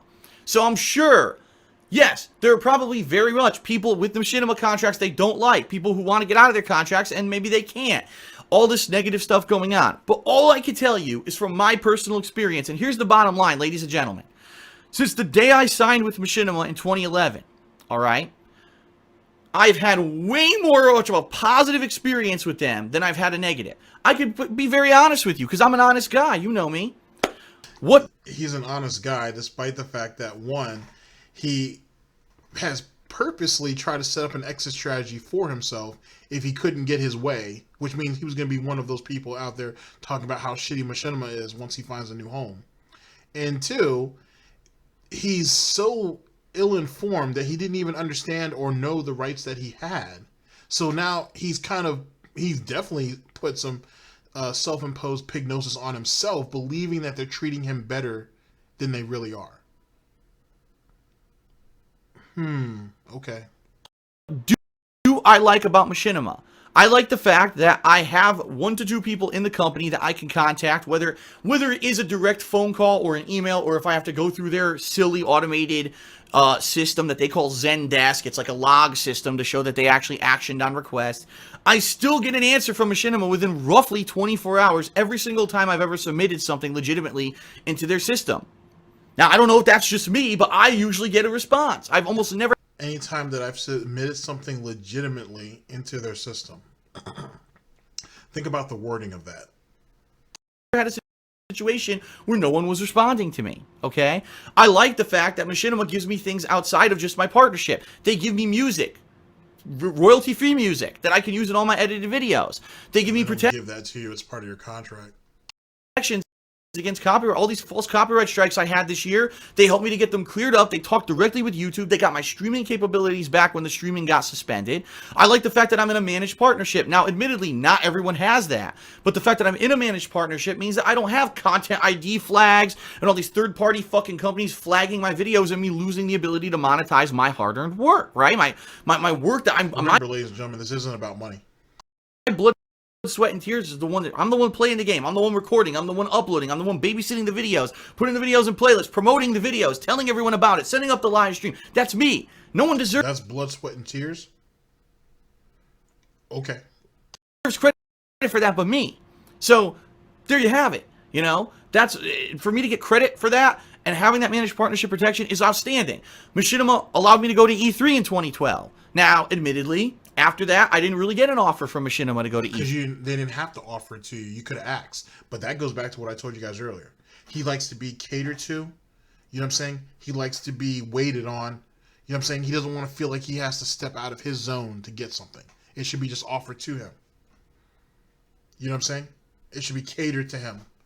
And that's why he never went back after 2012. He could have gone back 2013. He could have gone back 2014. He could have gone back at the year that this was recorded, which was 2015. And he chose not to. So think about all the opportunities that him and John missed out on, or him, John, and Howard missed out on, or him, John, and OJ missed out on because of that. That's amazing. He lost out on all of those opportunities because he was too fucking lazy and he was too fucking stupid to just go ahead and reach out and ask, which they would have given him. So, and that goes back, that right there only reinforces what I've already told you guys, that the majority of perks that Phil Burnell, that DSP, Darksydephil had on his contract, right? That was perks of being part of Machinima, as well as having a managed partnership he didn't even utilize because he wanted to be waited on. This isn't like ordering a meal, you know what I'm saying, at a restaurant or something. Again. And I'm sure I could have, if I really hounded the fuck out of them, possibly gotten there. But the bottom line is, since 2012, I really haven't had much opportunity to do anything. Like, you know, I've been tight on money. 2013, I was saving to move. Last year, I moved. And now I certainly don't have any money to do anything like that. So, well, what makes you think that you would have to hound them? All you have to do is ask. Just shows me, yet again, how ill-informed, misinformed, or just how ignorant you are about how things worked over there. You don't have to hound them early on. The moment, actually before E3 is even announced, and it's usually the same time each year, you know, plus or minus a couple days or whatever, you just ask, hey, can I get passes for E3? You send them an email, hey, can I get passes for E3? You know, between 1 and 2 of them. Just like you did just like what they offered you the first time in 2012, 2013. Hey, can I get 2 passes? That would have been right before you went, before you moved. No, because he didn't move till 2014. So you and John could have definitely gone in 2013. Matter of fact, 2014 you might have missed given when you moved. But I think he probably could have gone. And then 2015, wasn't E3 right there and you guys couldn't go because Panda got sick? If I remember the lore right. Not a whole lot of excuses, Phil. Make an effort to try, though. Make an effort to answer next time. I really don't care that I didn't get into E3 again, but the one time I got in was awesome, right? So you had a great time, but you don't care if you didn't make it the other years. So because they didn't offer it to me and make me feel like I'm important, you know what I'm saying? And help boost my fragile fucking confidence, it doesn't mean anything to me. How pathetic. And games. This past year, Machinima has provided me with tons of promotional copies of games. In fact, the past 3 months, I think I got about 7 of them or 8 of them. And these were all games that I was planning on going out and buying anyway, and they saved me the money. And let me tell you, in regard to some of these... That's funny, because in the 6 years on Machinima, I don't remember you saying that you got 6 or 7 or 8 games. Just in this year alone. I don't remember that being brought up at all. That's alright. We're going to go over that video. Games that were terrible, that were not worth $60. I am so glad that I did not have to pay for them, because I would be so fucking pissed off if I did. Okay? So Machinima gives me all these positives. What are the negatives of being with Machinima? Let's be honest here. Number 1, high turnover rate. What does that mean? It means that in the 4.5 years, 5 years now almost, that I've been signed with Machinima, the people here change all the time. The person who's your point of contact today will not be your point of contact in 6 months, will not be your point of contact in a year. There's high turnover rate. People are constantly moving around in positions in the company, leaving the company, joining the company. And the company's been restructured 2 times since I started with them in 2011. And so you expected them to sit around and be stagnant like you? That's just how business works. Not everybody takes a job and whether they like it or not, just decide to just sit there and deal with it if they don't like it, or if there are opportunities to move on to something else. That's kind of retarded. That's just kind of stupid. It's definitely retarded, but it's certainly definitely stupid. Just because you want to sit here on Machinima for the rest of your fucking life doesn't mean other people want to. You should have actually taken that as a sign. That should have been something in the back of your piggy skull that you should think, you know what, I should kind of keep my options open. Because if there's so many people moving around, if there is so much turnover, then guess what? There's a reason for it. On top of that, that turnover, most of them are interns. There are plenty of people that are at other MCNs or even work for YouTube directly who have gone through Machinima as interns. Do you not know what internship is? You guys not have that in Connecticut? They didn't tell you what internship was in business class? Okay. We've had totally different initiatives. That's why I was going to E3 in 2012. They had different initiatives that year than they did in the next year and since then. So it's like, you know, you have How would you know when you weren't offered the go? And apparently you didn't ask. Uh-oh, we may have a problem with that. What's wrong? What's wrong with your piggy hooves? Are they starting to chip? Is that what that is? You should have Panda work that out for you. But so they had different initiatives the following year, and that's why you didn't go. How would you have known that? They didn't offer for you to go because you admitted that. So did you ask to go? And they had stipulations that you didn't feel like dealing with? Opening up Piggy Pandora's box with that one. Sometimes you don't. You won't have consistency in the people you're talking to there, or even the method by which you try to get information from them. It could change on the fly. That's a negative. I would love to have one person who I know I can rely on all the time, and I've never had that with Machinima because the people are constantly fluctuating. That's an honest answer right there, all right? Number two, the fact that they don't really involve me in much. And what I mean by that is I've almost never been contacted by Machinima and said, Phil, would you like to do a crossover with this YouTuber under Machinima? Phil, would you like to... Why would they want... What? Why would they feel obligated to do so?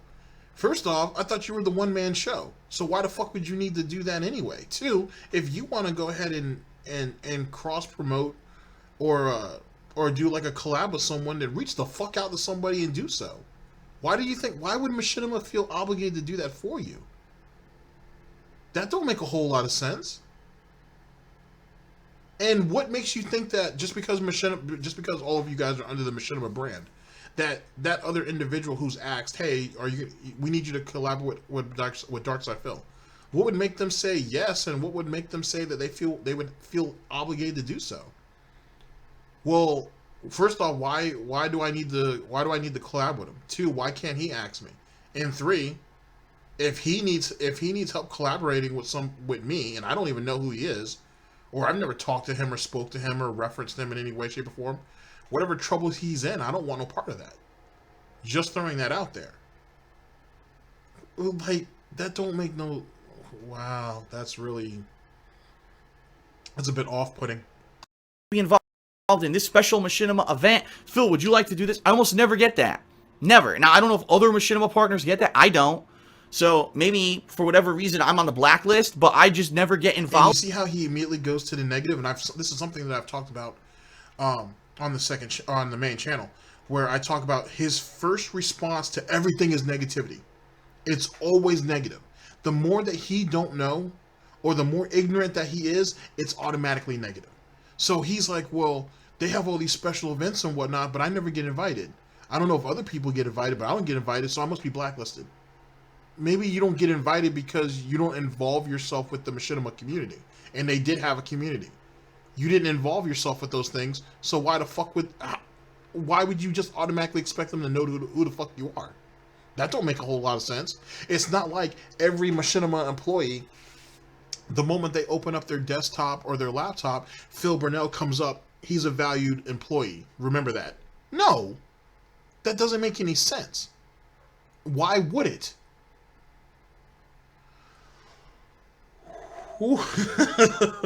That's oh man. And this is 2015 fuckery. Yeah, this is 2015 fuckery you're listening to, ladies and gentlemen. Almost 5 years ago. In that stuff, I never get told about special, opportunities of collaboration or any kind of thing that has to do with Machinima. I don't get involved. I don't get, there's no Machinima conference where all the big YouTubers under Machinima come and meet up or meet and greet. Nothing. Even still, you could just reach out to people. And matter of fact, this is 2005. Didn't Wings try to reach out to you? And he was on Machinima. I don't know if Jive Turkey was. I know White Boy 7th Street was. So there was already people who were other YouTube, not only YouTube content creators, but also Machinima people. Machinima under the Machinima contract that tried to reach out to you, and you pissed them off. And when I mean pissed them off, he basically was like, he told them to piss off is what I should say. That sounds better. So you fucked yourself over. Fucking dumbass. Like that. Yeah. So, you know what I mean? I'm kind of, like I said, I've said this before and I'll say it again. I do feel like I'm on an island on YouTube. I do my own self-imposed one. You did that to yourself. Thing. Everyone else does their shit around me, but I just exist on my own, and I'm still here after years and years of doing it. I don't really get involved. Yeah, you just exist. So yeah, that kind of explains a lot of things. But yeah, you're still there. But it's your fault that you chose not to live. You chose to just exist, and you were content with that. And that's what happened. And other people don't get involved in my shit, right?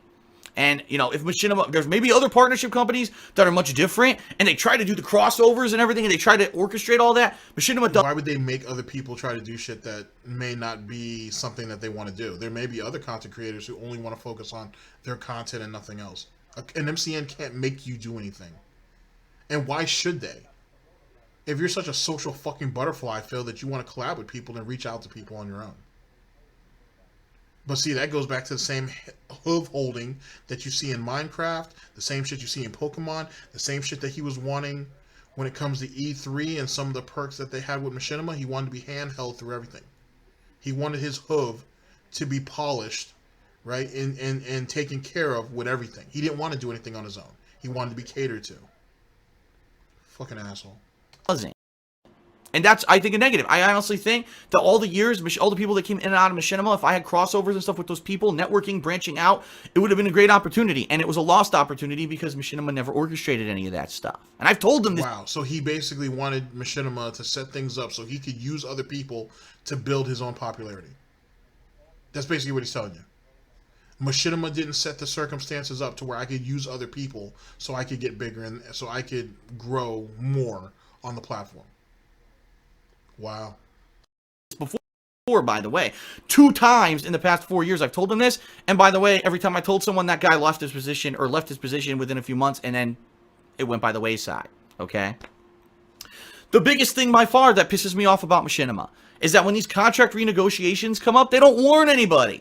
I didn't get a forewarning 2 months ago saying, oh, by the way, it's the end of 2015 and we'll be reviewing everyone's contract again, and you've been red flagged this year as a contract that may need to be renegotiated. No, it just fucking hits you like that, and now I'm supposed Why would they need to? You signed a contract for a year or 2 years or whatever. You should already have that in notations. It's part of being a businessman. That's the same dumb shit, ladies and gentlemen. He told people on why he never got the oil changed, got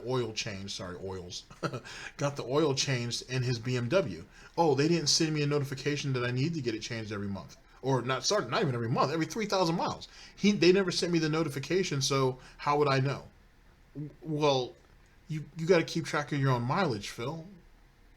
Oh, well, I didn't know that. Why doesn't my El Cheapo model of BMW have a little thing saying, hey, you know, click, click, click. Hey, it's gonna be time to change the oil. This retard. The lack of experience is wild, man. It's really fucking wild. And ladies and gentlemen, I want you to really take this in. I know it's a lot of pig shit, but I want you to take this in. That's why he needed a woman in his life. That's why he needed someone there. He needed someone to take care of him. That's all it comes down to. I've told you on the main channel that whole relationship, this whole marriage is a farce and whatnot. He doesn't give a shit about anybody. He needs somebody to take care of him, but he doesn't give a shit about them outside of what they can do for him. Like, change my entire business and life in 10 days. This happened twice. This happened at the end of 2012, same exact situation. And it's like they didn't learn from then that apparently just doing that is messed up. And they did it again. Now, in this case, they actually made concessions for me, right? So that I could take my time and decide what's best for me. But that's ridiculous. That's a real negative criticism of Machinima. You should give people way more time to make fucking life-changing decisions. Yeah, it's YouTube. Okay, I understand that. But it's serious business. Sorry, it is. It's my life. It's my business. What other business are you forced into 10 days to make a fucking critical decision that's going to change your life? So I don't like that. I wish there was more transparency and communication between Machinima and myself, and I'm sure all the other partners are probably going to agree with me, all right? But I'll tell you this, all the negative shit that I'm sure the other people could keep track of when their contracts were up, though, so that probably wasn't a big thing. I hear about Machinima in these videos that I hear, the drama bullshit that I hear all over the internet and people complaining. Here's what I hear, the most common complaints about Machinima. They force you into really long-term contracts. Like some people upwards of 7 years, 4 years, and you can't get out of them. They've never done that to me ever. When I signed with them in 2011, it was a 2-year contract. At the end of 2012, they renegotiated and said 1 year. And since then, I've always been in a 1-year contract. Right now, I'm in a 2-month contract. So I don't know where these long contracts are coming from or why the hell anyone would ever agree to one. Like, are you out of your mind? A 7-fucking-year contract? I actually heard some people originally, way back when these partnership companies were first signed in perpetuity contracts. You know what that means? It means that a company owns your channel forever, and you have no legal right to fucking get out of it. That's insanity. That's why you have a lawyer, you idiot. That's why you have a lawyer. All because a lot of the smarter YouTubers, or at least the ones who had better understandings, they got lawyers when contracts were put in front of them. If you guys want to go around and be like a lot of the guys on the Call of Duty community got fucked like this, you guys want to just sit there and play games and collect your money, okay, buddy. Oh, you want to leave because your contract is up? Oh, well, where are you gonna go, buddy?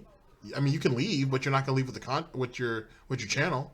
You know that 1 million+ channel that you have there? You can't go nowhere with that. What do you mean? It's my contract. It's my channel. No, it's not.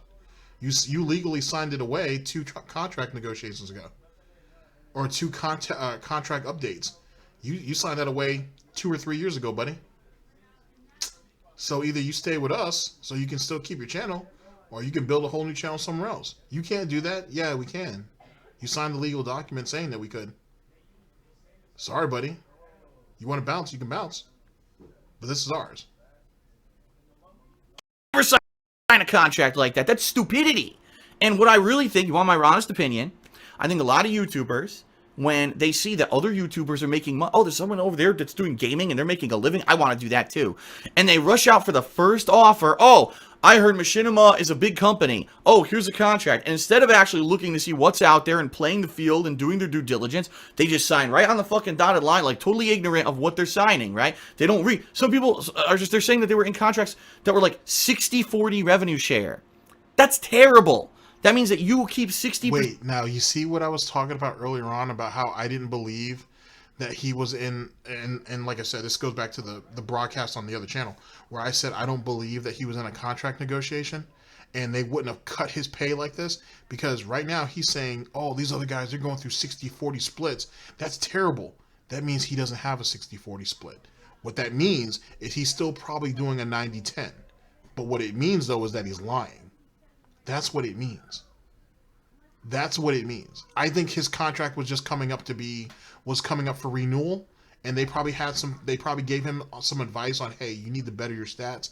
This is how you go about it. But I don't think they actually cut his pay, because if he's making very little money, then who gives a fuck? You know what I'm saying? Like bleeding him out doesn't make a whole lot of sense.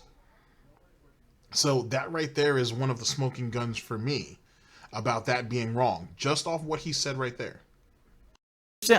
The ad revenue from your channel and your partnership network keeps 40%. That's really fucking bad. Let me tell you right now, that's really bad. That's one of the worst fucking arrangements. If you're in a 60-40 revenue share contract right now on YouTube, you need to get the fuck out of there, because you fucked up when you signed that contract. Everyone has a better contract than you. All right, so this is what I mean. Like, all the negative things I always hear about Machinima, I hear 3 things. My contract's too long, they won't let me out. My terms suck, they won't improve them, or they won't let me out. Or I don't get any answer from them, all right?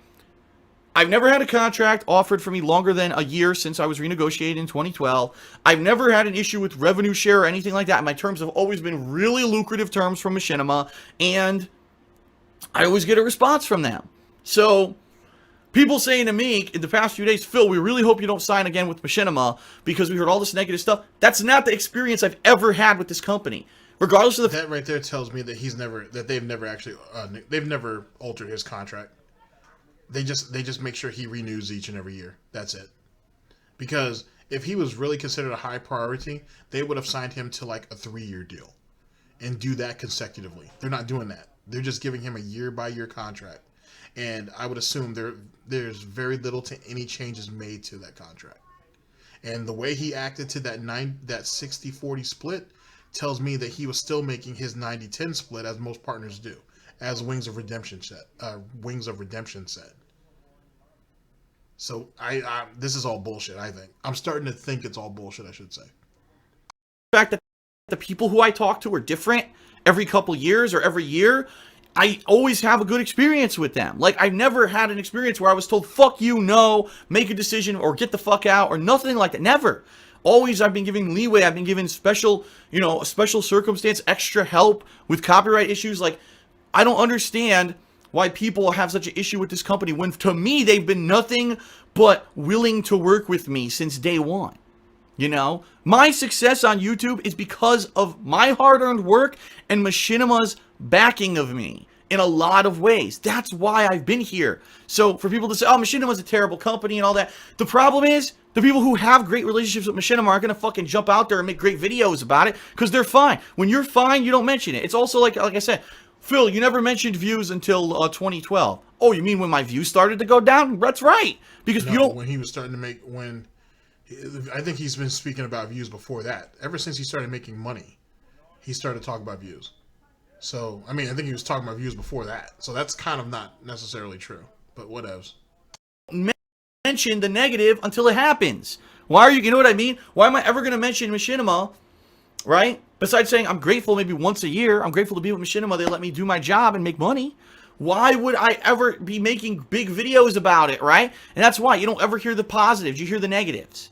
And I hope this is a positive story that people will fucking spread about Machinima. I've never had a problem with these people. Well, I don't know what's wrong with people that like they're all Machinima's the devil, terrible contracts. I've never once had a bad deal put in my lap by Machinima. I've never once been mistreated. I've never once had an issue. Yeah, there's a few communication issues when it comes to back and forth and timeliness and transparency a little bit, but never something that would make or break up my fucking business or my life. So I don't know how people, if anything, what it seems to me is that people have sour grapes. That proves to me also that he never had any intention of leaving Machinima. All he cared about was getting KO Gaming, or what eventually became KO Gaming, partnered, and that was it. And he threw out the idle threat of the non-compete just to make sure he got his way. That's it. And what I mean by that is, again, oh, they saw those YouTube dollar signs, right? Oh my God, Darksydephil's making money, making videos on YouTube. I gotta get in on that too. So I got a channel that's got, couple hundred, couple thousand subs, but it's growing rapidly. I'm gonna sign. So, oh, I got a contract from someone. Fuck me doing due diligence and going out and looking at terms and things from other people. Sign on the dotted line. And then you get what's called buyer's remorse. You fucking jumped right into a deal before you were ready. And next thing you know, you could have got a better deal over here. You could have got a better deal over here. And you want more. And now you can't get out because you legally locked in like a sap. Now, should companies be offering... Now, that with him getting dropped, a year and a half later, it makes it that much sweeter. That maple syrup must have been delicious because people make bad decisions. Sure, no problem. But you're gonna sit there and talk down to them. You're gonna sit there and name call them like some petty child, like some petulant child, which is what Darksydephil is. But then when he got kicked off of Machinima, he cried to everybody who would listen. Karma's a bitch. These terrible contracts? No. But she does cook good bacon, though. She makes some damn good bacon. I agree. They shouldn't. Who the fuck should ever offer a 7-year contract or a year 60-40 rev share? That's insanity. But I've never been offered a contract that bad. Maybe I'm the exception to the rule. My terms are good, and I have a good relationship with Machinima. And maybe I'm the exception to the rules. Yikes. And that's why I have no problem at this point re-signing with them for a month, seeing what happens in the month of January, right? I want to get this new channel. I thought it was 2 months. Wait. Didn't he say that they were signing him for a 2-month trial for DSP Gaming? Now it's only a month? Partnered with them. Maybe I'm wrong. I could be wrong. But I'm pretty sure he said 2 months. How that goes, if that new channel is successful under a managed partnership, right? And we can play it all out. And worst case scenario, right? If I do re-sign, it's a year. It's only a year. It's only ever been a fucking year. I'm not locked in these guys in perpetuity and I'm stuck with them forever. I don't know where all this nonsense comes from. I really don't. So, that's my perspective. That's my update. Good positive news. DSP Gaming is re-signed for now. It is much less money, but it's re-signed with Machinima. Still a managed partnership. Alright? That's going to go till the end of January, at which case we'll see how did things go in January with the new channels, the vlogging, DSP Gaming, and we decide if we're going to go into a longer term contract and re-signing again. The new channel is in development. Send me your feedback on the names I should use for this channel. Alright? Also, keep in mind, I'm going to be needing things like logos. I'll be needing a new logo for the channel once we pick the name, and some artwork for the top of the channel. You know, the channel banner, I believe they call it. That's really all I need. I need a thumbnail. I need a channel banner. And that's all I need for the channel. Then it's ready to go. That's all you need. You need a channel banner, thumbnail, name, and you can get the channel going, partnered immediately, right? And, you know. So he wants them to name the channel. He wants them to name then make the banner and make the logo for him. He's literally commissioning out the work to other people. Make the channel name, make sure it's catchy and whatnot, and it's not associated with me. He said that multiple times throughout this video. Now, you guys go ahead and do the artwork for me too. And make sure it's nice. Make sure it looks good. And I'm going to collect all the money on it. And we're gravy from there. So, contact me with that, with your feedback on that. And hopefully it'll be partnered in early 2016 and we'll go from there. So, as of right now, things are good. I'm happy. I hope you're happy. Things will progress forward positively. All kinds of new stuff is coming your way in regards to not just new gameplay, but we've got the year-end series, holiday specials, everything coming, and then we're going to roll right into the new stuff of 2016. Thank you for your ongoing support. I appreciate it. And thank you for watching this particular video as well. All right? So that's it, everyone. Thank you, thank you, thank you. When I have further updates for you on the new channel, I'll let you know. Please send me your feedback, and we'll go from there. All right? Peace out, everyone. See you later. Thanks for watching. And, oh yeah, happy holidays. All right. Jesus Christ. That was terrible. Absolutely fucking horrible. I can't believe how unrealistic this son of a bitch is. Alright, ladies and gentlemen, give me a second to square up, and then we'll reconvene in just a second. Jesus Christ. Hey yo, I just want to say shout out to my red bike. It got stolen about a year ago, and I think about you every day. But, you know, now I got a blue bike, and it's not the same, but it's a new life, a new journey. So, rest in pedals, red bike, I love you. I like to bask in the tropics with a flask in my pocket. If you acting neurotic, I'll start laughing and mocking like a charismatic parrot that is a comic. Now I'm feeling like the shit, cause I'm rapping with finest. Loose off of Jen Ricky's, perusing Sin City, riding my Schwinn smooth like the swing of Ken Alright, Griffin. guys. Alright, let's reconvene here a little bit. So, that, ladies and gentlemen, was December 16th of 2015. December 16th of 2015, sorry about that. Contract negotiation news and addressing the MCN drama. Ladies and gentlemen, it's not enough for me just yet, but it's building up. It's definitely it's compounding on each other, on itself, on what those contract negotiations really were. To be honest, I think he blatantly was lying. To be honest, I think it was really merely, hey Phil, here's the terms of the contract. They're the same they usually are. Go ahead and sign, and we'll get you squared away. Oh, I want this new channel to get I want this new channel to be partnered as well. Okay, no problem, Phil. What's your plan for this new channel? Oh, I'm gonna put my monetize. I want it monetized, and I want to go ahead and put my edited content on there, and I'm hoping it's gonna get like I'm gonna name it something completely different, and I'm hoping it's gonna give me like a second chance. Okay, sounds good, Phil. No problem. All right, anything else, Phil? No, we're good. All right, great. You'll get your contract in the mail. Take care of yourself, Phil. And moved on to the next person. That's what I think it really was. And if I can dismantle that, you know what I mean? If I can prove that, then now we open up a whole new box on what his financial situation looked like back in the day compared to what it is now. So that's my initial thoughts on that. I actually owe Wings thank you for that one.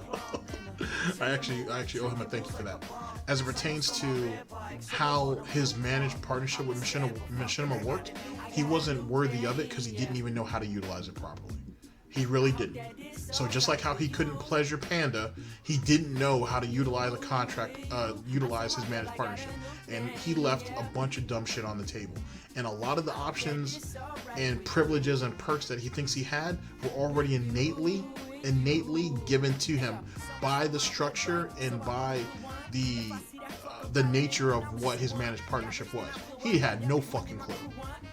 He had no clue. He literally treated his managed partnership as a tool, bare minimum, and didn't even know how to work it out, and didn't know how to use it properly, and was too damn lazy to take advantage of some of the real perks that it had to offer. Unless, because he didn't want to ask for anything, because he was scared that people were going to say no, I think. So instead, he wanted to just wait until it was offered to him.